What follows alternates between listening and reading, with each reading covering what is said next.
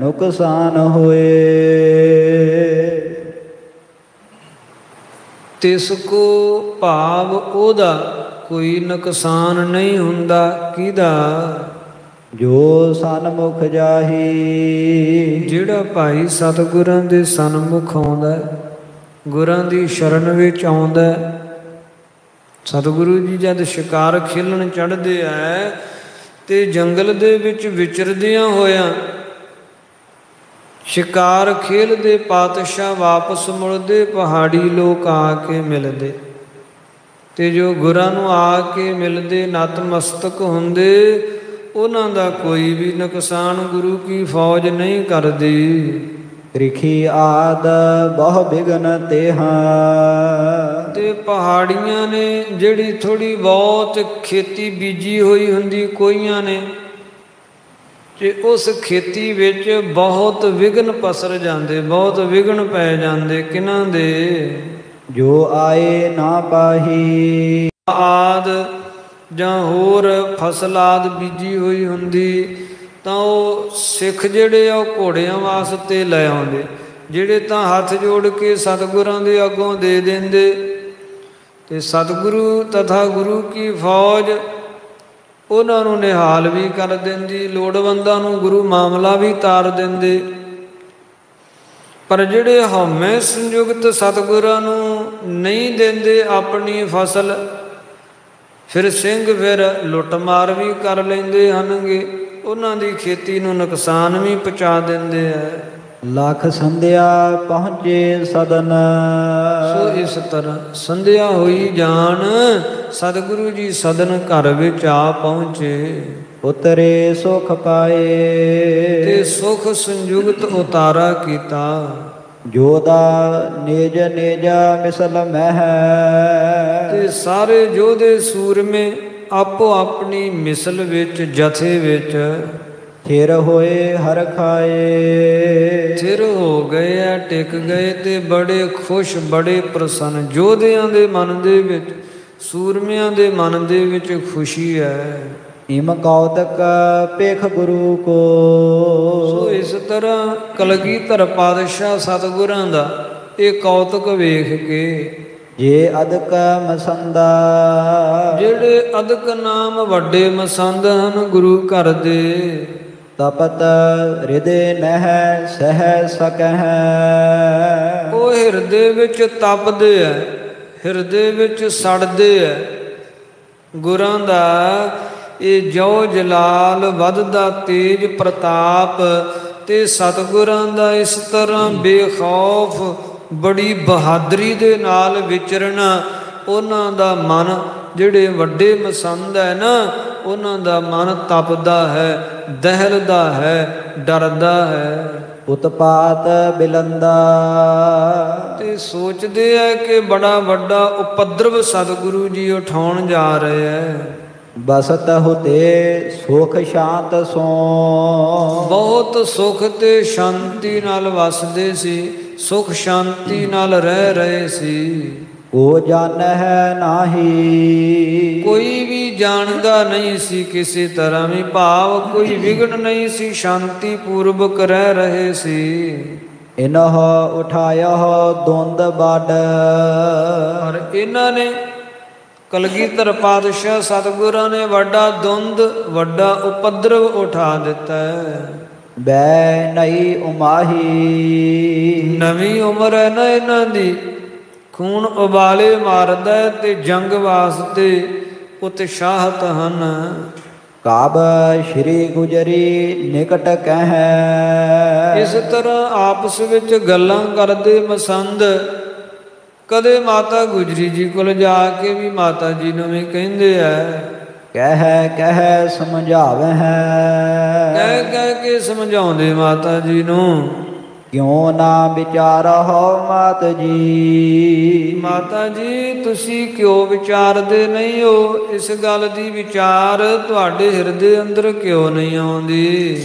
ਵੱਡ ਬੈਰ ਵਧਾਵੇ ਹੈ। ਸਤਿਗੁਰੂ ਧੰਨ ਕਲਗੀਧਰ ਪਾਤਸ਼ਾਹ ਬੜਾ ਵੱਡਾ ਵੈਰ ਵਧਾ ਰਹੇ ਹੈ ਇਹਨਾਂ ਕੋਹੀਆਂ ਨਾਲ, ਪਹਾੜੀ ਰਾਜਿਆਂ ਨਾਲ। ਸਤਿਗੁਰੂ ਜੀ ਵੱਡਾ ਵੈਰ ਵਧਾਰੇ ਹੈ। ਸਾਹਿਬਜ਼ਾਦੇ ਕੀ ਉਮਰ, ਵੇਖੋ ਸਾਹਿਬਜ਼ਾਦੇ ਕਲਗੀਧਰ ਪਾਤਸ਼ਾਹ ਜੀ ਦੀ ਆਯੂ ਉਮਰ ਅਬ ਇਹ ਨਵੀਨੀ, ਹਲੇ ਨਵੀਨ ਉਮਰ ਹੈ, ਨਵੀਂ ਉਮਰ ਹੈ ਹਲੇ। ਰਾਨ ਬਿਨ ਕਰਹਿ ਨਾ ਵਾਰਤਾ, ਤੇ ਜੰਗ ਬਿਨਾ ਵਾਰਤਾ ਹੀ ਕੋਈ ਨਹੀਂ ਕਰਦੇ। ਗੱਲ ਤੋਂ ਜੰਗ ਤੋਂ ਬਿਨਾ ਗੱਲਾਂ ਹੀ ਨਹੀਂ ਹੁੰਦੀਆਂ ਹੋਰ ਕੋਈ। ਗਾਤ ਅਜਹੁ ਨਾ ਚੀਨੀ, ਤੇ ਅਜਹੁ ਹਲੇ ਵੀ ਇਹਨਾਂ ਨੇ ਜਿਹੜੀ ਜੰਗ ਦੀ ਗਾਤ ਹੈ ਨਾ ਹਲੇ ਚੀਨੀ ਨਾਮ ਜਾਣੀ ਨਹੀਂ ਹੈ। ਜੰਗ ਦੀਆਂ ਗੱਲਾਂ ਤਾਂ ਕਰਦੇ ਐ ਪਰ ਜੰਗ ਦਾ ਰਿਜ਼ਲਟ ਕੀ ਹੁੰਦਾ ਹੈ, ਜੰਗ ਦਾ ਪ੍ਰਣਾਮ ਕੀ ਹੁੰਦਾ ਹੈ, ਇਸ ਗੱਲ ਤੋਂ ਅਣਜਾਣ ਹਨ। ਦੁਖ ਵੱਡੇ ਸੰਗਰਾਮ ਮਹਿ, ਸੰਗਰਾਮ ਦੇ ਵਿੱਚ ਜੰਗ ਦੇ ਵਿੱਚ ਬਹੁਤ ਵੱਡੇ ਦੁੱਖ ਤੇ ਕਸ਼ਟ ਵਿਆਪਦੇ ਐ। ਨਹਿ ਨੈਣ ਨਿਹਾਰੇ, ਇਹਨਾਂ ਨੇ ਹਲੇ ਨੇਤਰਾਂ ਨਾਲ ਵੇਖੇ ਨਹੀਂ ਹੈ।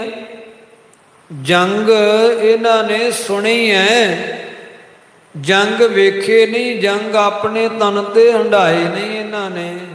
ਆਨ ਪਰਹਿ ਗਰ ਲਖਹਿ ਤਬ, ਜਦੋਂ ਜੰਗ ਗਲ ਆਣ ਪਿਆ ਫਿਰ ਲਖਣਗੇ, ਫਿਰ ਜਾਣਨਗੇ ਜੰਗ ਦੇ ਪ੍ਰਣਾਮ ਕਿਤਨੇ ਦੁਸ਼ਤਰ ਹਨ ਤੇ ਕਿਤਨੇ ਭਿਅੰਕਰ ਹਨ।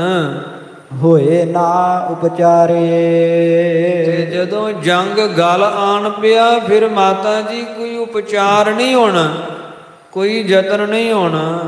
ਭੀਮ ਚੰਦ ਸੈਲਿੰਦਰ ਬੜ, ਭੀਮ ਚੰਦ ਰਾਜਾ ਜਿਹੜਾ ਹੈ ਉਹ ਵੱਡਾ ਰਾਜਾ ਹੈ। ਜਾਨ ਤਿਸ ਕੇ ਆਏ, ਤੇ ਪਹਾੜੀ ਰਾਜੇ ਭੀਮ ਚੰਦ ਦੇ ਸੇਵਕ ਆਏ ਸੀ।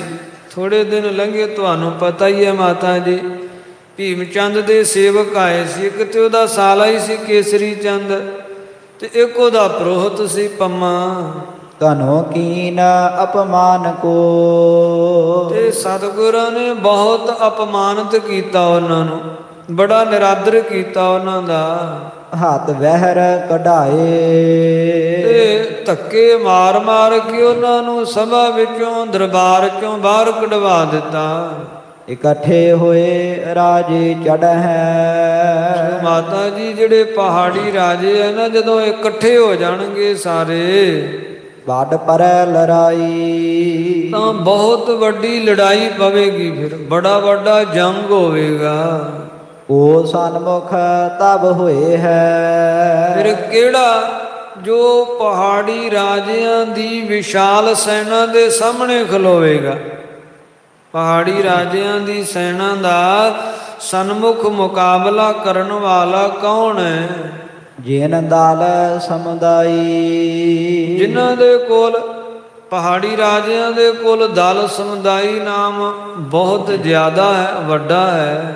ਮਾਰ ਬਕਾਰਾ ਨਿਤ ਕਰਹਿ, ਤੇ ਇੱਧਰ ਇਹ ਕਲਗੀਧਰ ਪਾਤਸ਼ਾਹ ਇਹਨਾਂ ਦੇ ਨਾਲ ਜਿਹੜੇ ਸੂਰਮੇ ਐ, ਸੰਗੋ ਸ਼ਾਹ, ਆਨੰਦ ਚੰਦ ਵਰਗੇ, ਸਾਰੇ ਜੀਤ ਮਲ ਵਰਗੇ, ਉਹ ਸਾਰੇ ਦੇ ਸਾਰੇ ਜਦ ਵੀ ਗੱਲਾਂ ਕਰਦੇ ਆ ਮਾਰੇ ਬਕਾਰੇ ਦੀਆਂ ਹੀ ਗੱਲਾਂ ਕਰਦੇ ਆ, ਜੰਗ ਦੀਆਂ। ਦਿੱਲੀ ਲੁੱਟ ਲੈ ਹੈ, ਮਾਰਾ ਬਕਾਰਾ ਕੀ ਕਰਦੇ? ਕਹਿੰਦੇ ਅਸੀਂ ਦਿੱਲੀ ਲੁੱਟ ਲਵਾਂਗੇ, ਦਿੱਲੀ ਤੇ ਕੇਸਰੀ ਨਿਸ਼ਾਨ ਚਲਾ ਦੇਾਂਗੇ। ਲਵਪੁਰ ਠਾਣਾ ਪਾਈ ਕਰ, ਕਹਿੰਦੇ ਅਸੀਂ ਲਾਹੌਰ ਜਾ ਕੇ ਆਪਣਾ ਠਾਣਾ, ਲਾਹੌਰ ਜਾ ਕੇ ਅਸੀਂ ਆਪਣਾ ਜਿਹੜਾ ਹੈ ਉਹ ਠਾਣਾ ਚੌਂਕੀ ਬਣਾ ਲਵਾਂਗੇ। ਮੁਲਤਾਨ ਮਲੈ ਹੈ, ਤੇ ਮੁਲਤਾਨ ਆਦ ਦੇਸ਼ ਨੂੰ ਅਸੀਂ ਮੱਲ ਲਵਾਂਗੇ। ਮੁਲਤਾਨ ਦੇ ਉੱਪਰ ਆਪਣਾ ਜਿਹੜਾ ਹੈ ਉਹ ਸ਼ਾਸਨ ਜਮਾ ਲਵਾਂਗੇ, ਮੁਲਤਾਨ ਦੇ ਉੱਪਰ ਆਪਣੀ ਹਕੂਮਤ ਕਾਇਮ ਕਰ ਲਵਾਂਗੇ। ਇਸ ਤਰ੍ਹਾਂ ਦੇ ਮਾਰੇ ਬਕਾਰੇ ਦੇ ਬੋਲ ਬੋਲਦੇ ਐ। ਦੌੜ ਪਛੌਰ ਹੈ ਰੌਰ ਕਰ, ਕਹਿੰਦੇ ਅਸੀਂ ਦੌੜ ਕੇ ਭਾਵ ਹਮਲਾ ਕਰਕੇ ਜਿਹੜਾ ਪਿਸ਼ਾਵਰ ਦਾ ਇਲਾਕਾ ਹੈ ਉਹਨੂੰ ਵੀ ਮੱਲ ਲਵਾਂਗੇ। ਸਾਬਲੇ ਪੰਜਾਬਾ। ਸਾਰਾ ਜਿੰਨਾ ਇਹ ਪੰਜਾਬ ਹੈ, ਕਿਉਂਕਿ ਸਾਰਾ ਪੰਜਾਬ ਦਾ ਇਲਾਕਾ ਸੀ, ਜਦ ਕਿ ਸਮੇਂ-ਸਮੇਂ ਦੇ ਨਾਲ ਇਸ ਨੂੰ ਟੋਟੇ ਕਰ ਦਿੱਤੇ ਗਏ ਪੰਜਾਬ ਦੇ, ਤੇ ਛੋਟੇ-ਛੋਟੇ ਭਾਗਾਂ ਦੇ ਵਿੱਚ ਇਸ ਨੂੰ ਵੰਡ ਦਿੱਤਾ ਗਿਆ, ਤੇ ਹੋਰ ਭਿੰਨ-ਭਿੰਨ ਸਟੇਟਾਂ ਦੇ ਨਾਲ ਇਸ ਨੂੰ ਜੋੜ ਦਿੱਤਾ ਗਿਆ। ਜਦ ਕਿ ਇਹ ਪੁਰਾਣਾ ਪੰਜਾਬ ਜਿਹੜਾ ਸੀ, ਜਦੋਂ ਹਾਲੇ ਇਹ ਸਰਹੱਦ ਨਹੀਂ ਸੀ, ਪ੍ਰਥਮ ਤੇ ਇਹ ਦੋ ਹਿੱਸਿਆਂ ਵਿੱਚ ਹੀ ਵੰਡਿਆ ਗਿਆ ਹੈ, ਇਹ ਪੱਛਮੀ ਪੰਜਾਬ, ਉੱਤਰੀ ਪੰਜਾਬ, ਇਹ ਪੂਰਬੀ ਪੰਜਾਬ। ਸੋ ਇਹ ਦੋ ਭਾਗਾਂ ਵਿੱਚ ਤੇ ਪ੍ਰਥਮ ਵੰਡਿਆ, ਫਿਰ ਇੱਧਰੋਂ ਹੋਰ ਬਹੁਤ ਤਰ੍ਹਾਂ ਦੇ ਨਾਲ ਪੰਜਾਬ ਨੂੰ ਵੱਖ-ਵੱਖ ਸਟੇਟਾਂ ਦੇ ਵਿੱਚ ਵੰਡ ਦਿੱਤਾ ਗਿਆ ਹੈ। ਜਿਹੜਾ ਇੱਥੇ ਕਵੀ ਜੀ ਦੱਸ ਰਹੇ ਆ ਕਿ ਸਿੱਖ ਮਾਰਾ ਬਕਾਰਾ ਕਰਦੇ, ਇਹਨਾਂ ਇਲਾਕਿਆਂ ਨੂੰ ਜਿੱਤਣ ਦੇ ਬਚਨ ਵਿਲਾਸ ਕਰਦੇ ਆ, ਇਹਨਾਂ ਇਲਾਕਿਆਂ ਦੇ ਉੱਪਰ ਆਪਣੀ ਹਕੂਮਤ ਕਾਇਮ ਕਰਨ ਦੇ ਬਚਨ ਕਰਦੇ ਆ। ਉਹ ਸਾਰੇ ਪੰਜਾਬ ਦੀ, ਦਿੱਲੀ ਤੱਕ ਪੰਜਾਬ ਦੀ ਸਰਹੱਦ ਹੈ, ਤੇ ਉਧਰ ਪਿਸ਼ਾਵਰ ਦਾ ਇਲਾਕਾ, ਇਹ ਸਾਰਾ ਮੁਲਤਾਨ ਆਦਿ, ਇਸ ਨੂੰ ਸਾਰੇ ਨੂੰ ਕਹਿੰਦੇ ਪੰਜਾਬ ਦੇ ਵਿੱਚ ਅਸੀਂ ਮਿਲਾ ਕੇ ਇਹ ਪੰਜਾਬ ਦੇ ਉੱਪਰ ਆਪਣਾ ਸ਼ਾਸਨ ਕਾਇਮ ਕਰਾਂਗੇ, ਰਾਜ ਕਾਇਮ ਕਰਾਂਗੇ। ਹਤ ਹੈ ਪਹਾੜੀ ਤੁਰਕ ਗਨ। ਇਹ ਸਮੂਹ ਪਹਾੜੀਆਂ ਨੂੰ ਤੇ ਸਮੂਹ ਤੁਰਕਾਂ ਨੂੰ ਅਸੀਂ ਹਤਿ ਨਾਸ ਕਰ ਦਿਆਂਗੇ, ਪਹਾੜੀਆਂ ਦਾ ਵੀ ਨਾਸ ਕਰ ਦਿਆਂਗੇ, ਤੁਰਕਾਂ ਦਾ ਵੀ ਵਿਨਾਸ਼ ਕਰ ਦਿਆਂਗੇ। ਦੇਸ਼ਨ ਲੈਂਦਾਬਾ। ਤੇ ਸਾਰੇ ਜਿਹੜੇ ਦੇਸ਼ ਹੈ ਉਹ ਅਸੀਂ ਦੱਬ ਲਵਾਂਗੇ, ਸਾਰੇ ਦੇਸ਼ ਜਿਹੜੇ ਉਹ ਅਸੀਂ ਮੱਲ ਲਵਾਂਗੇ। ਸਗਰੋ ਜਗ ਛਤਰ ਬਨ ਹੈ। ਸਾਰਾ ਜਗਤ ਸ਼ਤਰੂ ਬਣ ਜਾਵੇਗਾ। ਇਸ ਤਰ੍ਹਾਂ ਮਾਤਾ ਸ਼੍ਰੀ ਜੀ ਜਿਹੋ ਜਿਹੇ ਮਾਰੇ ਬਕਾਰੇ ਦੀਆਂ ਗੱਲਾਂ ਗੁਰੂ ਤਥਾ ਗੁਰੂ ਦੇ ਨਾਲ ਦੀ ਫੌਜ ਕਰਦੀ ਹੈ, ਇਹ ਗੱਲਾਂ ਕਰਨੀਆਂ ਤੇ ਦੂਰ, ਭਾਵ ਇਹਨਾਂ ਗੱਲਾਂ ਨੂੰ ਸਾਕਾਰ ਰੂਪ ਦੇਣਾ ਤੇ ਹਾਲੇ ਦੂਰ। ਇਹ ਗੱਲਾਂ ਸੁਣ ਕੇ ਸਾਰਾ ਜਗਤ ਸ਼ਤਰੂ ਬਣ ਜਾਵੇਗਾ, ਵੈਰੀ ਬਣ ਜਾਵੇਗਾ। ਸੋਨ ਸੋਨ ਇਨ ਬੈਨਾ। ਇਹਨਾਂ ਦੇ ਬੈਣ, ਇਹਨਾਂ ਦੀਆਂ ਗੱਲਾਂ ਨੂੰ ਸੁਣ ਸੁਣ ਕੇ ਬਸਬੋ ਮੁਸ਼ਕਲ ਹੋਏ ਜਬ। ਤੇ ਜਦੋਂ ਵਸਣਾ, ਭਾਵ ਘਰ ਵਿੱਚ ਰਹਿਣਾ ਮੁਸ਼ਕਲ ਹੋ ਜਾਵੇਗਾ, ਕਠਿਨ ਹੋ ਜਾਵੇਗਾ। ਇਹ ਤਾਂ ਘਾਲ ਹੈ ਐਨਾ। ਦੱਸੋ ਮਾਤਾ ਜੀ ਕਿੱਥੇ ਘਰ ਬਣਾਵਾਂਗੇ? ਇੱਥੇ ਤਾਂ ਨਹੀਂ ਪਹਾੜੀਏ ਰਹਿਣ ਦੇਣਗੇ ਜਿੱਥੇ ਆਪਾਂ ਰਹਿ ਰਹੇ। ਪਹਾੜਾਂ ਦੇ ਇਲਾਕੇ 'ਚ ਰਹਿ ਰਹੇ ਹਾਂ ਤੇ ਪਹਾੜੀਆਂ ਦੇ ਵਿਰੁੱਧ ਮੁਹਿੰਮ ਛੇੜ ਰਹੇ ਹਾਂ। ਕਿਸ ਤਰ੍ਹਾਂ ਇੱਥੇ ਸ਼ਾਂਤੀ ਨਾਲ ਰਹਿ ਸਕਾਂਗੇ? ਇੱਥੋਂ ਨਿਕਲੇ ਤੇ ਦੱਸੋ ਕਿੱਥੇ ਆਪਾਂ ਘਰ ਬਣਾ ਕੇ ਰਵਾਂਗੇ? ਜਦ ਕਿ ਜਿਹੋ ਜਿਹੇ ਮਾਰੇ ਵਕਾਰੇ ਦੀਆਂ ਗੱਲਾਂ ਇਹ ਕਰਦੇ ਐ, ਇਹ ਤਾਂ ਸਾਰੇ ਦੇਸ਼ ਨੂੰ ਸ਼ਤਰੂ ਬਣਾ ਰਹੇ, ਆਪਣਾ ਸਾਰੀ ਲੋਕਾਈ ਨੂੰ ਆਪਣਾ ਵੈਰੀ ਬਣਾ ਰਹੇ ਐ। ਸ਼੍ਰੀ ਗੁਜਰੀ ਉੱਤਰ ਕਹਿ। ਮਸੰਦਾਂ ਦੇ ਭੈ ਸੰਯੁਗਤ ਇਹਨਾਂ ਬੋਲਾਂ ਨੂੰ ਸੁਣ ਕੇ ਮਾਤਾ ਗੁਜਰੀ ਜੀ ਅੱਗੋਂ ਉੱਤਰ ਦਿੰਦੇ, ਮੈਂ ਬਹੁ ਕਹਿ ਹਾਰੀ। ਇਹ ਭਾਈ ਗੁਰਸਿੱਖੋ, ਮੈਂ ਤੇ ਬੜਾ ਕਿਹਾ ਹੈ ਤੇ ਕਹਿ ਕਹਿ ਕੇ ਹਾਰ ਗਈਆਂ, ਮੈਂ ਤੇ ਹੰਬ ਗਈਆਂ। ਨਹੀਂ ਮਿਟਤ ਨਿਜ ਬਲ ਕਰ ਹੈ। ਧੰਨ ਕਲਗੀਧਰ ਪਾਤਸ਼ਾਹ ਨਹੀਂ ਮਿਟਦੇ, ਹੁਣ ਭਾਵ ਰੁਕਦੇ ਨਹੀਂ ਹੋ। ਆਪਣਾ ਪੌਰਸ਼, ਆਪਣਾ ਬਲ ਇਸੇ ਤਰ੍ਹਾਂ ਕਰਦੇ ਤੇ ਕਰਦੇ ਰਹਿਣਗੇ। ਮੈਂ ਬਹੁਤ ਵਾਰੀ ਇਸ ਸੰਬੰਧੀ ਗੱਲ ਕਰਕੇ ਵਰਜਣ ਦਾ, ਰੋਕਣ ਦਾ ਯਤਨ ਕੀਤਾ, ਪਰ ਉਹ ਰੋਕਣ ਵਾਲੇ ਨਹੀਂ ਹਨ। ਰਾਖਤ ਦਲ ਭਾਰੀ। ਭਾਰੀ ਵੱਡਾ ਦਲ ਆਪਣੇ ਨਾਲ ਰੱਖਦੇ, ਭਾਰੀ ਵੱਡੀ ਫੌਜ ਆਪਣੇ ਨਾਲ ਰੱਖਦੇ। ਹਿਰਦੇ ਡਰਾਂ ਰਿਸ ਤੇ ਕਛੂ। ਮੈਂ ਤਾਂ ਇਹ ਗੱਲੋਂ ਹਿਰਦੇ 'ਚ ਡਰਦੀ ਆਂ ਕਿ ਮੈਂ ਵਾਰ-ਵਾਰ ਵਰਜਦੀਆਂ, ਰੋਕਦੀਆਂ ਤੇ ਕਿਤੇ ਉਹ ਰਿਸ 'ਚ ਹੀ ਨਾ ਆ ਜਾਣ, ਕਿਤੇ ਉਹ ਗੁੱਸੇ 'ਚ, ਕ੍ਰੋਧ 'ਚ, ਵੀਰ ਰਸ 'ਚ ਹੀ ਨਾ ਆ ਜਾਣ। ਕਿਮ ਨਹੀਂ ਬਖਾਨੈ। ਤੇ ਵੀਰ ਰਸ 'ਚ ਆ ਕੇ ਕੁਝ ਬਚਨ ਨਾ ਕੱਢ ਦੇਣ ਮੁਖੋਂ। ਮੁਖ ਤੇ ਨਿਕਸੈ ਹੈ ਤਥਾ ਹੋਏ। ਕਿਉਂਕਿ ਇਹ ਗੱਲ ਤੇ ਸੁਨਿਸ਼ਚਿਤ ਹੈ। ਜੋ ਕਲਗੀਧਰ ਪਾਤਸ਼ਾਹ ਦੇ ਮੁਖੋਂ ਬਚਨ ਨਿਕਲ ਜਾਂਦੇ ਆ ਉਹ ਸੱਤਿ ਹੁੰਦੇ ਐ। ਸਗਰੇ ਇਮ ਜਾਣੈ, ਇਹ ਗੱਲ ਸਾਰੇ ਜਾਣਦੇ, ਕੋਈ ਗੁੱਝੀ ਛੰਨੀ ਗੱਲ ਨਹੀਂ ਹੈ, ਪ੍ਰਗਟ ਹੀ ਪਤਿਆਈ ਹੋਈ ਗੱਲ ਹੈ। ਬਚਪਨ ਤੋਂ ਲੈ ਕੇ ਹੁਣ ਤੱਕ ਯੁਵਾ ਅਵਸਥਾ ਵਿੱਚ ਆ ਗਏ ਐ। ਜੋ ਮੁਖੋਂ ਬਚਨ ਕਰ ਦਿੰਦੇ ਆ ਉਹ ਬਚਨ ਸੱਤਿ ਹੁੰਦੇ ਐ। ਸੁਨਤ ਮਸੰਦਨ ਤੇ ਬਹੁਰ, ਜਦੋਂ ਮਸੰਦਾਂ ਦੇ ਕੋਲੋਂ ਸੁਣਿਆ ਇਸ ਤਰ੍ਹਾਂ, ਕਾਬ ਸੋਤ ਢਿਗ ਆਵੈ। ਮਸੰਦਾਂ ਨੂੰ ਤੇ ਮਾਤਾ ਜੀ ਇਸ ਤਰ੍ਹਾਂ ਕਹਿ ਕੇ ਭੇਜ ਦਿੰਦੇ ਆ ਕਿ ਮੈਂ ਤੇ ਹਾਰ ਗਈਆਂ, ਨਹੀਂ ਕੁਝ ਕਹਿ ਸਕਦੀ। ਪਰ ਫਿਰ ਵੀ ਮਾਤਾ ਜੀ ਕਦੇ ਕਦੇ ਸਤਿਗੁਰਾਂ ਕੋਲ ਆਉਂਦੇ ਆ ਤੇ ਆ ਕੇ ਕੋਲ ਬਹਿ ਕੇ ਸਮਝਾਉਣ ਦਾ ਯਤਨ ਕਰਦੇ ਆ। ਮ੍ਰਿਦੁਲ ਦਿਲਾਸੇ ਕੀ ਸਹਿਤ, ਬੜੇ ਕੋਮਲ ਬਚਨ, ਬੜੀ ਮਿਠਾਸ ਦੇ ਦਿਲਾਸੇ ਦੇ ਨਾਲ ਸੋਤ ਕੋ ਸਮਝਾਵੇ। ਪੁੱਤਰ ਧੰਨ ਕਲਗੀਧਰ ਪਾਤਸ਼ਾਹ ਜੀ ਨੂੰ ਮਾਤਾ ਗੁਜਰੀ ਜੀ ਸਮਝਾਉਂਦੇ ਐ। ਸੁਨਹੁ ਪੁੱਤਰ ਬੜ ਰਣ ਕਰੇ, ਪੁੱਤਰ ਸੁਣੋ, ਬਹੁਤ ਵੱਡੇ ਰਣ ਕੀਤੇ, ਬਹੁਤ ਵੱਡੇ ਜੰਗ ਕੀਤੇ। ਤੁਮਰੇ ਜੋ ਪਿਤਾਮਾ, ਤੁਹਾਡੇ ਜਿਹੜੇ ਪਿਤਾਮਾ ਹੋਏ, ਦਾਦਾ ਗੁਰੂ ਹੋਏ ਨਾ, ਮੀਰੀ ਪੀਰੀ ਦੇ ਮਾਲਕ ਗੁਰੂ ਹਰਗੋਬਿੰਦ ਸਾਹਿਬ ਜੀ, ਉਹਨਾਂ ਨੇ ਬੜੇ ਵੱਡੇ ਜੰਗ ਕੀਤੇ। ਲੱਖਾਂ ਤੁਰਕ ਸੰਘਾਰ ਕਰ, ਲੱਖਾਂ ਤੁਰਕਾਂ ਦਾ ਵਿਨਾਸ਼ ਕੀਤਾ ਉਹਨਾਂ ਨੇ। ਲੱਖਾਂ ਤੁਰਕਾਂ ਨੂੰ ਰਣ ਭੂਮੀ ਵਿੱਚ ਉਹਨਾਂ ਨੇ ਧਰਾਸ਼ਾਹੀ ਕੀਤਾ। ਭੇਜੇ ਜਮ ਧਾਮਾ, ਤੇ ਜਮਾਂ ਦੇ ਧਾਮ ਭੇਜਿਆ ਤੁਰਕਾਂ ਨੂੰ।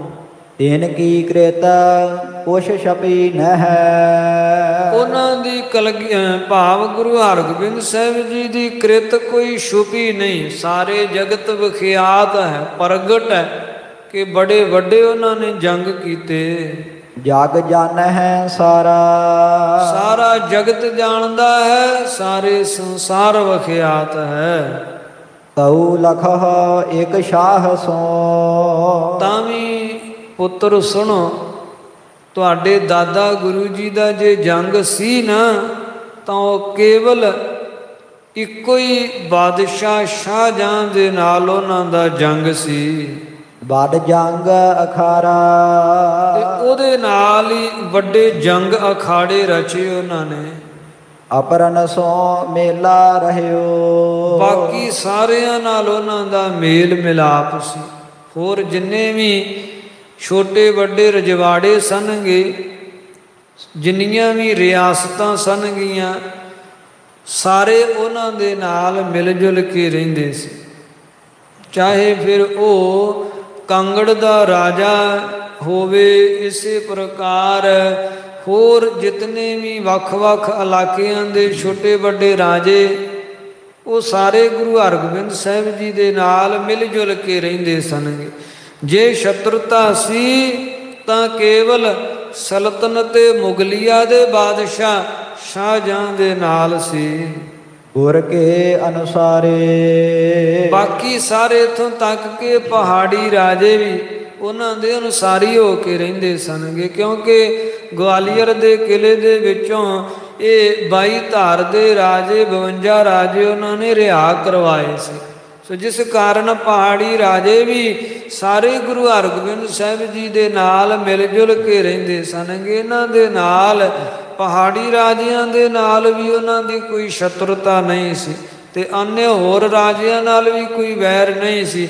ਜੇ ਸ਼ਤਰੁਤਾ ਸੀ, ਭਾਵ ਜੰਗ ਅਖਾੜਾ ਰਚਿਆ, ਤਾਂ ਉਹ ਸਲਤਨਤ ਮੁਗਲਿਆ ਦੇ ਬਾਦਸ਼ਾਹ ਸ਼ਾਹਜਹਾਂ ਦੇ ਨਾਲ ਹੀ ਸੀ। ਜਿਤ ਚਾਹਤ ਵਿਚਰਤ ਰਹੇ, ਸੋ ਸਾਰਿਆਂ ਨਾਲ ਮੇਲ ਜੋਲ ਹੋਣੇ ਕਰਕੇ ਚਿੱਤ ਦੀ ਚਾਹਨਾ, ਚਿੱਤ ਦੀ ਇੱਛਾ ਨਾਲ ਉਹ ਵਿਚਰਦੇ ਰਹੇ, ਸੁਤੰਤਰਤਾ ਦੇ ਨਾਲ।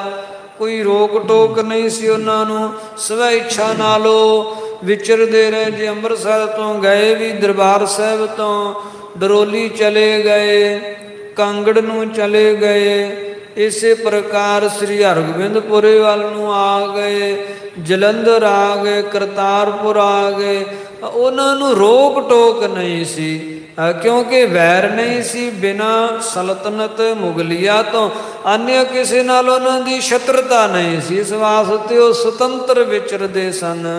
ਸਗਰੇ ਹਿਤ ਵਾਰੇ, ਸਾਰੇ ਹਿਤ ਵਾਲੇ ਸਨ। ਜਿੱਥੇ ਜਾਂਦੇ ਸੀ ਅਗਲੇ ਮਾਨ ਸਨਮਾਨ ਕਰਦੇ ਸੀ। ਅਬ ਰਾਵਰ ਕੀ ਸਮੇਂ ਮਹਿ, ਪਰ ਹੁਣ ਜਿਹੜਾ ਸਮਾਂ ਚੱਲ ਰਿਹਾ ਹੈ ਨਾ ਪੁੱਤਰ, ਇਸ ਸਮੇਂ ਵਿੱਚ ਨੌ ਰੰਗ ਵੱਡ ਦੁਖੀ, ਜਿਹੜਾ ਔਰੰਗਜ਼ੇਬ ਬਾਦਸ਼ਾਹ ਬਹੁਤ ਦੁਖੀ ਹੈ, ਗੁਰੂ ਘਰ ਦਾ ਦੁਖੀ ਹੈ ਔਰੰਗਜ਼ੇਬ। ਸ਼ਾਹ ਜਹਾਂ ਸੁਨ ਜਸ ਹਟਤ, ਸ਼ਾਹਜਹਾਂ ਦੇ ਕੋਲ ਤਾਂ ਗੁਰੂ ਘਰ ਦਾ ਹਿਤੈਸ਼ੀ ਵਜ਼ੀਰ ਖਾਂ ਵੀ ਰਹਿੰਦਾ ਸੀ, ਜਾਂ ਹੋਰ ਵੀ ਗੁਰੂ ਘਰ ਦੇ ਜਿਹੜੇ ਹੈ ਉਹ ਸੇਵਕ ਸਨ। ਗੁਰੂ ਦੀ ਉਪਮਾ ਸੁਣਾ ਦਿੰਦੇ ਤੇ ਉਹ ਸ਼ਾਂਤ ਹੋ ਜਾਂਦਾ ਸੀ। ਸ਼ਾਹਜਹਾਂ ਨੂੰ ਜਦ ਗੁਰੂ ਜੀ ਦੀ ਉਪਮਾ ਉਹਦੇ ਵਜ਼ੀਰ ਗਣ ਦੱਸਦੇ ਸਨ, ਗੁਰੂ ਦੀ ਉਪਮਾ ਸੁਣਾਉਂਦੇ ਸਨ, ਤੇ ਇੱਕ ਦਫਾ ਸ਼ਾਂਤ ਹੋ ਜਾਂਦਾ ਸੀ। ਇਹ ਮਿਟਹਿ ਨਾ ਰੁਖੀ, ਇਹ ਬਹੁਤ ਨੀਚ ਬਿਰਤੀ ਵਾਲਾ ਹੈ ਔਰੰਗਜ਼ੇਬ। ਇਹ ਗੱਲ ਕੋਈ ਗੁੱਜੀ ਛਿਪੀ ਨਹੀਂ ਹੈ, ਵਖਿਆਤ ਪ੍ਰਗਟ ਹੈ, ਤੇ ਇਹ ਮਿਟਣ ਵਾਲਾ ਵੀ ਨਹੀਂ ਹੈ। ਆਪ ਜੀ ਦੀ ਉਪਮਾ ਸੁਣ ਕੇ ਤੇ ਬਹੁਤ ਰੁੱਖੀ ਹੈ। ਰੁੱਖੀ ਨਾਮ ਰੁੱਖਾ, ਕ੍ਰੋਧੀ ਹੈ ਔਰੰਗਾ। ਰਾਵਰ ਕੇ ਪਿਤ ਸੰਗ ਜਿਨ, ਵੇਖੋ ਫਿਰ ਜਿਨ੍ਹਾਂ ਨੇ, ਭਾਵ ਔਰੰਗਜ਼ੇਬ ਨੇ ਤੁਹਾਡੇ ਪਿਤਾ ਨਾਲ ਸਿਰ ਲਓ ਕਰ ਦਰੋਹਾ, ਸਿਰ ਲੈਣ ਤੱਕ ਦਾ ਦਰੋਹ ਕੀਤਾ। ਸਾਰੇ ਸੰਸਾਰ ਵਿਖਿਆਤ ਹੈ ਤੁਹਾਡੇ ਪਿਤਾ ਦੇ ਨਾਲ ਜੋ ਸ਼ਾਂਤੀ ਦੇ ਸਹਿਜ ਦੇ ਪੁੰਜ ਸਨਗੇ, ਤਿਆਗ ਵੈਰਾਗ ਦੀ ਮੂਰਤ ਸਨਗੇ ਧੰਨ ਗੁਰੂ ਤੇਗ ਬਹਾਦਰ ਸਾਹਿਬ ਜੀ। ਉਹਨਾਂ ਦੇ ਨਾਲ ਵੀ ਨਰਮੀ ਨਹੀਂ ਵਰਤੀ, ਇਤਨੀ ਸਖਤੀ ਵਰਤੀ ਕਿ ਉਹਨਾਂ ਨੂੰ ਵੀ ਸ਼ਰੇਆਮ ਦਿੱਲੀ ਚਾਂਦਨੀ ਚੌਂਕ ਦੇ ਅੰਦਰ ਜਲਾਦ ਦੁਆਰਾ ਤਲਵਾਰ ਦਾ ਵਾਰ ਕਰਵਾ ਕੇ ਉਹਨਾਂ ਨੂੰ ਸ਼ਹੀਦ ਕਰ ਦਿੱਤਾ ਗਿਆ। ਸੋ ਐਸਾ ਉਹ ਕਠੋਰ ਤੇ ਐਸਾ ਉਹ ਸਖਤ ਹਿਰਦੇ ਵਾਲਾ ਹੈ। ਗੁਰੂ ਪੀਰ ਦਰਵੇਸ਼ ਗਨ, ਵੱਡੇ ਗੁਰੂ, ਵੱਡੇ ਵੱਡੇ ਪੀਰ, ਵੱਡੇ ਵੱਡੇ ਦਰਵੇਸ਼, ਸੂਫੀ ਸੰਤ ਗਣ ਸਮੂਹ, ਸਭ ਸੋ ਇਹ ਰੋਹਾ, ਸਾਰਿਆਂ ਨਾਲ ਇਹ ਰੋਹ ਕਰਦਾ ਹੈ, ਸਾਰਿਆਂ ਨਾਲ ਹੀ ਇਹ ਵੈਰ ਰੱਖਦਾ ਹੈ, ਤੇ ਕਿਸੇ ਨਾਲ ਇਹਨੇ ਨਰਮੀ ਵਰਤੀ। ਸਰਮਦ ਫਕੀਰ ਵਰਗਿਆਂ ਨੂੰ ਇਸ ਨੇ ਸ਼ਰੇਆਮ ਕਤਲ ਕਰਵਾ ਦਿੱਤਾ। ਦਾਰਾ ਸ਼ਕੋ ਵਰਗੇ ਦੇ ਭਰਾ ਹੀ ਸਨ, ਤੇ ਉਹਨਾਂ ਨੂੰ ਵੀ ਕਤਲ ਕਰਾਉਣ ਵਿੱਚ ਗੁਰੇਜ਼ ਨਹੀਂ ਕੀਤਾ ਜੋ ਸੰਤ ਰੂਪ ਸੀ। ਆਪਣੇ ਹੀ ਪਿਤਾ ਸ਼ਾਹਜਹਾਂ ਨੂੰ ਇਹਨੇ ਕੈਦ ਕੀਤਾ ਹੋਇਆ, ਜਲ ਪਾਣੀ ਤੋਂ ਵੀ ਉਹ ਤੰਗੀ ਵਿੱਚ ਹੈ।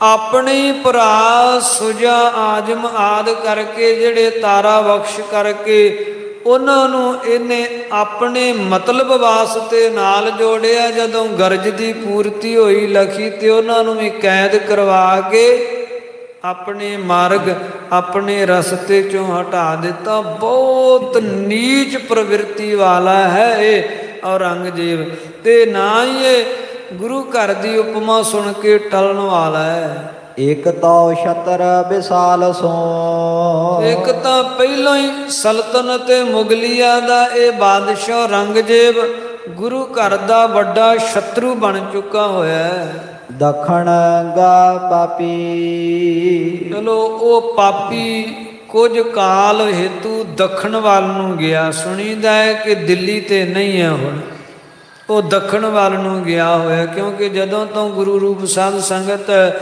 ਧੰਨ ਗੁਰੂ ਤੇਗ ਬਹਾਦਰ ਸਾਹਿਬ ਜੀ ਦੀ ਸ਼ਹਾਦਤ ਹੋਈ, ਉਦੋਂ ਤੋਂ ਮਗਰੋਂ ਦਿੱਲੀ ਠਹਿਰ ਨਹੀਂ ਪਾਇਆ। ਕਿਉਂਕਿ ਜਿਹੜੇ ਸਿੱਖ ਗੁਰਾਂ ਦੇ ਨਾਲ ਸ਼ਹੀਦ ਹੋਏ ਸਨ, ਭਾਈ ਮਤੀ ਦਾਸ ਜੀ, ਭਾਈ ਸਤੀ ਦਾਸ, ਭਾਈ ਦਿਆਲਾ ਜੀ, ਇਹਨਾਂ ਨੇ ਔਰੰਗੇ ਨੂੰ ਦਿੱਲੀ ਰਹਿਣ ਨਹੀਂ ਦਿੱਤਾ ਕਿ ਤੂੰ ਦੁਸ਼ਟ ਇੱਥੇ ਰਹਿਣ ਯੋਗ ਨਹੀਂ। ਇੱਥੇ ਪਾਤਸ਼ਾਹ ਦੇ ਪਾਤਸ਼ਾਹ ਗੁਰੂ ਤੇਗ ਬਹਾਦਰ ਸਾਹਿਬ ਪਾਤਸ਼ਾਹ ਜੀ ਦੀ ਸ਼ਹਾਦਤ ਹੋਣੇ ਕਾਰਨ ਇਹ ਸਥਾਨ ਪਵਿੱਤਰ ਹੈ।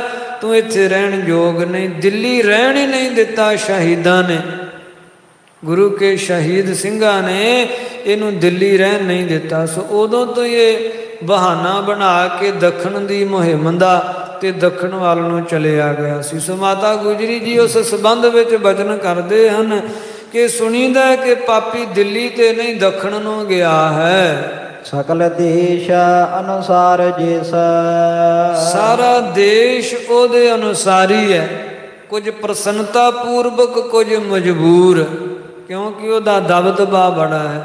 ਸਾਰੇ ਦੇਸ਼ ਨੂੰ ਉਸਨੇ ਜੇਰ ਕੀਤਾ ਹੋਇਆ, ਆਪਣਾ ਗੁਲਾਮ ਬਣਾਇਆ ਹੋਇਆ ਹੈ। ਸੰਤਨ ਸੰਤਾਪੀ, ਇਹ ਸੰਤਾਂ ਦੇ ਪ੍ਰਤੀ ਸੰਤਾਪੀ ਹੈ, ਭਾਵ ਸੰਤਾਂ ਨੂੰ ਕਸ਼ਟ ਪਹੁੰਚਾਉਣ ਵਾਲਾ ਹੈ। ਘਰ ਆਨੰਦਪੁਰ ਆਪ ਕੇ, ਤੇ ਆਪ ਜੀ ਦੇ ਪੁੱਤਰ ਜਿਹੜੇ ਘਰ ਆਨੰਦਪੁਰ ਸਾਹਿਬ ਨਗਰੀ ਵਿੱਚ ਹਨ, ਸੁੰਦਰ ਸਭ ਸ਼ੌਨੀ, ਇਹ ਸਭ ਤਰ੍ਹਾਂ ਦੇ ਨਾਲ ਬਹੁਤ ਸੁੰਦਰ ਸੋਹਣੀ ਆਪ ਜੀ ਦੀ ਫੌਜ ਦੀ ਛਾਉਣੀ ਵੀ ਬਣੀ ਹੋਈ ਹੈ। ਬਹੁਤ ਸੋਹਣਾ ਸਥਾਨ ਜਿੱਥੇ ਰਹਿ ਰਹੇ ਹੋ।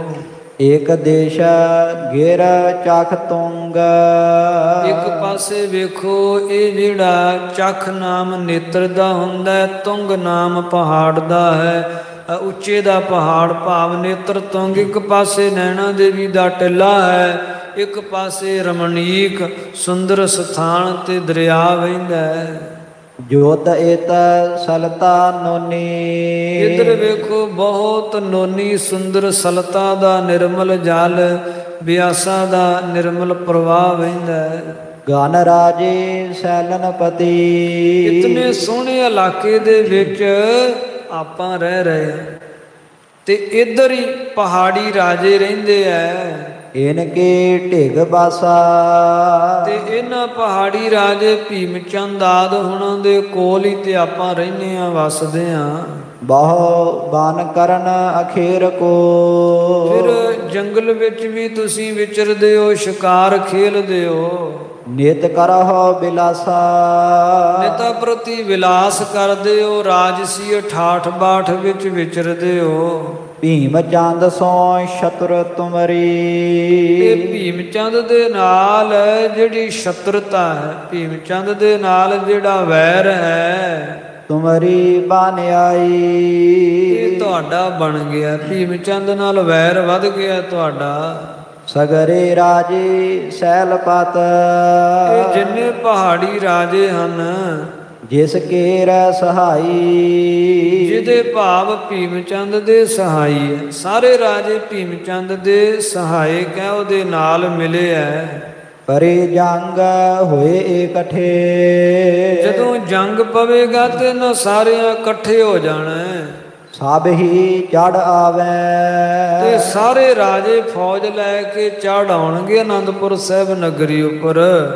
ਬਸਬੋ ਭੀ ਮੁਸ਼ਕਲ ਬਨੈ, ਫਿਰ ਪੁੱਤਰ ਇੱਥੇ ਰਹਿਣਾ ਵੀ ਮੁਸ਼ਕਲ ਹੋ ਜਾਵੇਗਾ। ਇੰਨੇ ਸੋਹਣੇ ਇਲਾਕੇ ਵਿੱਚ ਰਹਿ ਰਹੇ ਹਾਂ, ਤੁਹਾਡੇ ਪਿਤਾ ਨੇ ਜ਼ਮੀਨ ਖਰੀਦ ਕੇ ਸੋਹਣੇ ਘਰ ਬਣਾਏ, ਇੱਥੇ ਵਸ ਰਹੇ ਹਾਂ।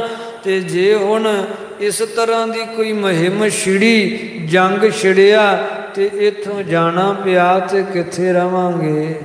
ਕਿਉਂ ਸਮਤਾ ਪਾਵੇ, ਕਿਵੇਂ ਸਮਤਾ, ਕਿਵੇਂ ਬਰਾਬਰੀ ਪਾਵਾਂਗੇ ਪਹਾੜੀ ਰਾਜਿਆਂ ਦੇ ਨਾਲ? ਹਿਤਕਾਰੀ ਗੁਰ ਸਦਨ ਕੇ, ਜਿਹੜੇ ਗੁਰੂ ਘਰ ਦੇ ਹਿਤੈਸ਼ੀ ਹਨ, ਹਿਤਕਾਰੀ ਸਿੱਖ ਹਨ। ਇਤਿਆਦ ਵਿਚਾਰੈ, ਉਹ ਇਤਿਆਦ ਵਿਚਾਰਾਂ ਕਰਦੇ ਆ ਮਨਾਂ ਵਿੱਚ। ਚਿਤ ਚਿੰਤਾ ਬਸ ਨਿਤ ਰਹੇ, ਨਿਤਾ ਪ੍ਰਤੀ ਚਿੱਤ ਵਿੱਚ ਉਹਨਾਂ ਦੇ ਚਿੰਤਾ ਬਣੀ ਰਹਿੰਦੀ ਹੈ। ਆਪ ਜੀ ਦੁਆਰਾ ਇਸ ਤਰ੍ਹਾਂ ਨਿਰਖੌਫ ਭੀਮ ਚੰਦ ਦੇ ਭੇਜੇ ਹੋਏ ਦੂਤਾਂ ਦੇ ਨਾਲ ਅਪਮਾਨਜਨਕ ਵਰਤਾਅ ਕਰਨ ਕਾਰਨ ਹਤੈਸ਼ੀ ਸਿੱਖਾਂ ਦੇ ਮਨ ਵਿੱਚ ਗੁਰੂ ਘਰ ਪ੍ਰਤੀ ਚਿੰਤਾ ਬਣੀ ਰਹਿੰਦੀ ਹੈ। ਤੁਮ ਢਿਗ ਨਾ ਉਚਾਰੈ, ਪਰ ਤੁਹਾਡੇ ਕੋਲੋਂ ਕਹਿ ਨਹੀਂ ਪਾਉਂਦੇ, ਤੁਹਾਡੇ ਕੋਲੋਂ ਦੱਸ ਨਹੀਂ ਪਾਉਂਦੇ। ਜਨਨੀ ਕੇ ਸੁਨ ਬੈਨ ਕੋ, ਮਾਤਾ ਜੀ ਦੇ ਬਚਨ ਸੁਣੇ ਸਤਿਗੁਰਾਂ। ਕਲਗੀ ਧਰ ਭਾਖਾ, ਕਲਗੀਧਰ ਪਾਤਸ਼ਾਹ ਕਹਿਣ ਲੱਗੇ, ਆਸ ਚਿੰਤਾ ਤੁਮ ਕਿਉ ਕਰੀ। ਮਾਤਾ ਸ਼੍ਰੀ ਜੀ ਤੁਸੀਂ ਕਿਉਂ ਇਹ ਚਿੰਤਾ ਕਰਦੇ ਹੋ? ਜਿਸ ਸੰਬੰਧੀ ਚਿੰਤਾ ਕਰਨੀ ਤੁਹਾਡੇ ਯੋਗ ਨੇ, ਕਿਉਂ ਚਿੰਤਾ ਕਰਦੇ ਹੋ? ਔਰ ਮਹਿ ਡਰ ਰਾਖਾ। ਕਿਉਂ ਤੁਸੀਂ ਹਿਰਦੇ ਵਿੱਚ ਡਰਦੇ ਹੋ, ਭੈ ਭੀਤ ਹੁੰਦੇ ਹੋ? ਖੜਗ ਕੇਤ ਕੋ ਆਸਰੋ। ਸਾਨੂੰ ਖੜਗ ਕੇਤ ਦਾ ਆਸਰਾ ਹੈ, ਉਹ ਪਰਮੇਸ਼ਰ ਦਾ ਆਸਰਾ ਹੈ। ਏਕ ਹਿਰਦੇ ਹਮਾਰੇ। ਸਾਡੇ ਹਿਰਦੇ ਵਿੱਚ ਇੱਕੋ ਇੱਕ ਉਸ ਖੜਗ ਕੇਤ ਪਰਮੇਸ਼ਰ ਦਾ ਆਸਰਾ ਹੈ ਸਾਨੂੰ। ਮਹਿਦ ਭਰੋਸਾ ਪ੍ਰਭੂ ਕੋ। ਪ੍ਰਭੂ ਦੇ ਉੱਪਰ ਸਾਨੂੰ ਵੱਡਾ ਭਰੋਸਾ ਹੈ। ਨਰ ਕੌਣ ਵਿਚਾਰੇ। ਤੇਰੇ ਵਿਚਾਰੇ ਮਨੁੱਖ ਕੀ ਹਨਗੇ? ਜਦ ਸਾਨੂੰ ਉਸ ਪਰ ਬ੍ਰਹਮ ਸਰੂਪ ਪਰਮਾਤਮਾ ਦੇ ਉੱਪਰ ਭਰੋਸਾ ਹੈ, ਫਿਰ ਅਸੀਂ ਕਿਉਂ ਇਹਨਾਂ ਜੀਵਾਂ ਦਾ ਭੈ ਕਰੀਏ?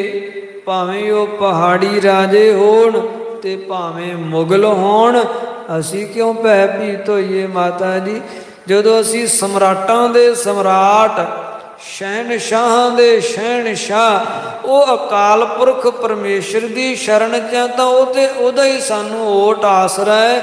ਅਸੀਂ ਇਹ ਸੰਸਾਰ ਦੇ ਜਿਹੜੇ ਖਿਨ ਭੰਗਰੀ ਤੇ ਆਮ ਇਹ ਜੀਵ ਹਨ, ਦੁਸ਼ਟ ਲੋਕ, ਇਹਨਾਂ ਦਾ ਕਿਉਂ ਭੈ ਧਾਰਨ ਕਰਕੇ ਰੱਖੀਏ? ਸੋ ਮਾਤਾ ਜੀ, ਕਿਸੇ ਤਰ੍ਹਾਂ ਦੀ ਚਿੰਤਾ ਨਾ ਕਰੋ, ਕਿਸੇ ਤਰ੍ਹਾਂ ਦਾ ਭੈ ਮਨ ਵਿੱਚ ਨਾ ਲਿਆਓ। ਤੁਸੀਂ ਭਾਣੇ ਵਿੱਚ ਪ੍ਰਸੰਨਤਾ ਪੂਰਵਕ ਚੱਲਦਿਆਂ ਸਿਮਰਨ ਵਿੱਚ ਤਦਾਕਾਰ ਰਹੋ।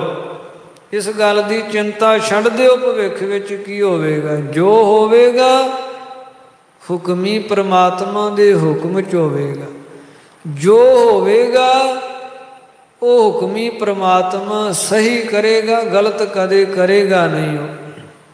ਤੇ ਜੋ ਸਹੀ ਕਰੇਗਾ ਉਹਦੇ ਵਿੱਚ ਹੀ ਸਾਰਿਆਂ ਦੀ ਕਲਿਆਣ ਨਿਹਤ ਹੈ। ਇਸ ਵਾਸਤੇ ਚਿੰਤਾ ਮੁਕਤ ਹੋ ਕੇ ਮਾਤਾ ਜੀ, ਭੈ ਮਨ ਵਿੱਚੋਂ ਵਿਸਾਰ ਕੇ ਤੁਸੀਂ ਸਿਮਰਨ ਵਿੱਚ ਅਰੂੜ ਹੋਵੋ। ਇਸ ਤਰ੍ਹਾਂ ਦੀਆਂ ਚਿੰਤਾਵਾਂ ਇਹਨਾਂ ਕਾਇਰ ਮਸੰਦਾਂ ਦੇ ਕਹਿਣ ਤੋਂ ਨਾ ਆਪਣੇ ਮਨ ਵਿੱਚ ਲਿਆਇਆ ਕਰੋ। ਇਉਂ ਕਲਗੀਧਰ ਪਾਤਸ਼ਾਹ ਮਾਤਾ ਜੀ ਨੂੰ ਅੱਗੋਂ ਨਿਰਭੈਤਾ ਦੇ ਸੰਬੰਧ ਵਿੱਚ ਜਿਹੜੇ ਉਹ ਬਚਨ ਕਰਦੇ ਹੈ। ਸੋ ਸਾਧ ਸੰਗਤ ਕਥਾ ਵਿਚਾਰ ਦੀ ਸਮਾਪਤੀ ਕਰਦੇ ਹਾਂ।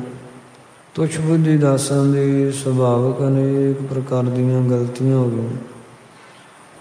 ਸਾਧ ਸੰਗਤ ਬਖਸ਼ਣ ਯੋਗ ਹੈ, ਕਿਰਪਾ ਕਰਕੇ ਬਖਸ਼ ਲੈਣਾ। ਧੰਨ ਗੁਰੂ ਸ੍ਰੀ ਗੁਰੂ ਗੋਬਿੰਦ ਸਿੰਘ ਸਾਹਿਬ ਜੀ ਸ੍ਰੇਸ਼ਟ ਮਤ ਦੇਣ ਵਾਲੇ ਹਨ। ਅੱਗੇ ਵਾਸਤੇ ਸੁਧ ਕਥਾ ਵਿਚਾਰ ਕਰਨ ਦੀ ਬੁੱਧੀ ਬਖਸ਼ਣ। ਸਭ ਹੀ ਸੰਗਤਾਂ ਦੇ ਲੋਕ ਸੁਖੀਏ, ਪਰਲੋਕ ਸੁਹੇਲੇ ਕਰਨ।